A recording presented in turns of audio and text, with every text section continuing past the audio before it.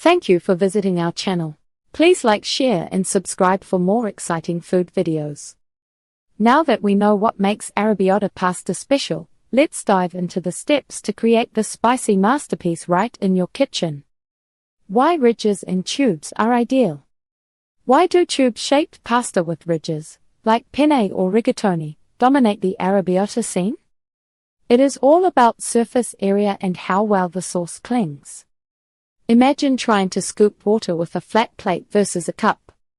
Here is why these shapes are perfect for arrabbiata. Sauce adhesion. The hollow center of tube shapes acts like a little pocket. It traps the rich tomato sauce, ensuring each piece of pasta is coated inside and out. No more plain pasta with sauce only on the outside. Texture contrast. The ridges on penne rigate or rigatoni provide extra grip. These textured surfaces give the spicy sauce something to cling to, preventing it from slipping off. This creates a delightful textural contrast with every forkful. The sauce truly sticks, delivering a burst of flavor. Hearty bites. Generally, these shapes offer a more substantial bite. They stand up well to the robust and chunky nature of arrabbiata sauce. Delicate, thin pasta might get lost or break under the weight of the hearty sauce. Selecting the right pasta shape enhances your arrabbiata experience significantly.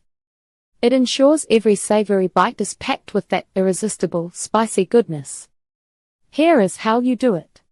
Warm the oil. Pour a generous amount of extra virgin olive oil into a cold pan.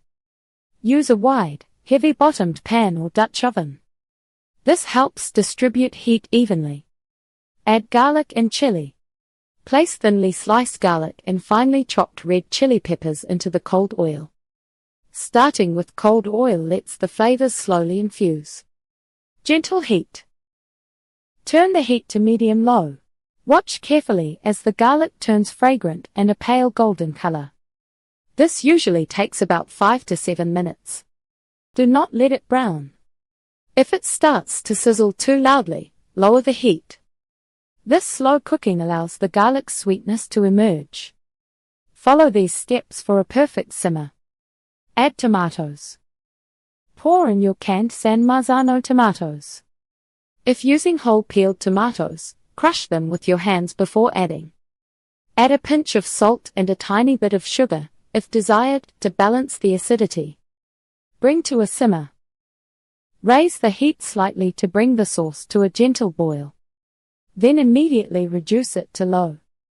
The sauce should bubble gently, just enough to show movement. Slow cook. Let the sauce simmer uncovered for at least 20 to 30 minutes. Stir it occasionally to prevent sticking. As it cooks, the sauce will thicken. The flavors will meld, becoming richer and more harmonious. The ideal consistency is thick enough to coat a spoon, but still pourable. It should not be watery or overly dense. Here is how to bring it all together. Cook pasta al dente. Bring a large pot of salted water to a rolling boil. Add your chosen pasta shape, like penne or rigatoni. Cook it until it is al dente, meaning it is still firm to the bite. Check the package instructions for timing, but often it is a minute or two less than fully cooked. Reserve pasta water. Before draining, scoop out about a cup of the starchy pasta water. This liquid is your secret weapon. It helps emulsify the sauce and pasta, making it silky smooth. Combine and finish. Drain the pasta and immediately transfer it to your pan with the arrabbiata sauce. Add a splash of the reserved pasta water. Toss everything together vigorously over medium heat for 1 to 2 minutes. This brief cooking time allows the pasta to absorb the sauce. It also helps the sauce cling perfectly to each piece. Serve immediately. Garnish with fresh chopped parsley if you wish. Serve hot and enjoy your homemade arrabbiata.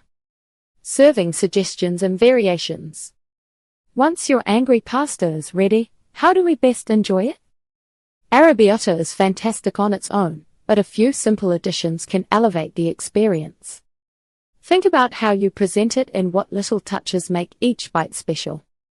There are also easy ways to change things up if you feel like getting creative while still honoring the dish's core flavors. Optional garnishes, cheese and herbs. When it comes to arrabbiata, less is often more. This holds true for garnishes.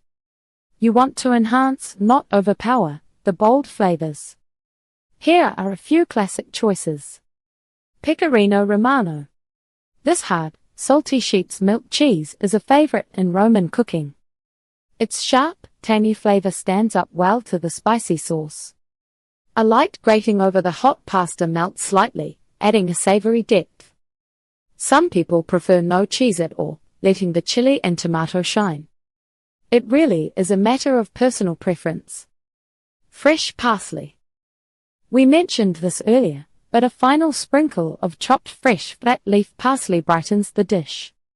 It adds a pop of color and a fresh, herbaceous note. This cuts through the richness and heat, offering a welcome contrast. Basil. While parsley is traditional, a few torn fresh basil leaves can add a sweet, peppery aroma. Basil offers a slightly different character than parsley, bringing a more delicate, fragrant touch. Remember, a little goes a long way. These garnishes should complement, not compete with, the arrabbiata's main flavor.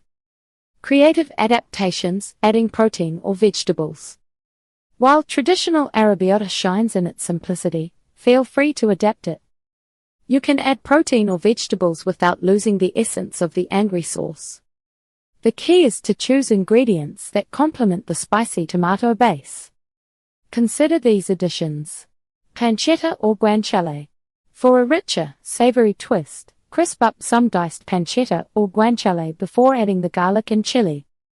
The rendered fat adds incredible flavor to the sauce.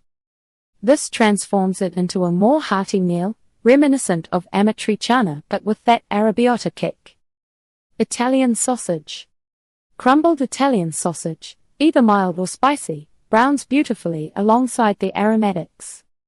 It absorbs the sauce's flavors, making the dish more substantial. Shrimp. Quick cooking shrimp tossed in at the end adds a delicate seafood element. The spice of the arrabbiata works wonderfully with the sweetness of the shrimp. Just cook them until pink, so they do not become tough. Roasted vegetables.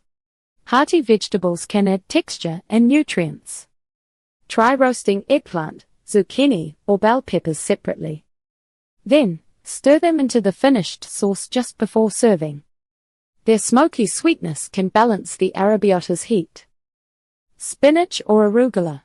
Stirring in a handful of fresh spinach or arugula at the very end adds a fresh, green element. The residual heat from the pasta and sauce will wilt them perfectly. This is an easy way to get some greens into your meal. These adaptations offer ways to customize arrabbiata to your liking. They open up new flavor possibilities while keeping that beloved spicy tomato foundation. Thank you for watching. Please remember to like, share and subscribe.